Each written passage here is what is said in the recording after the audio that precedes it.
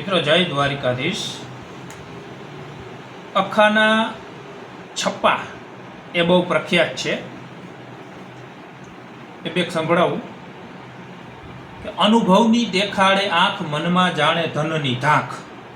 અનુભવની દેખાડે આંખ ને મનમાં જાણે ધનની ધાંખ।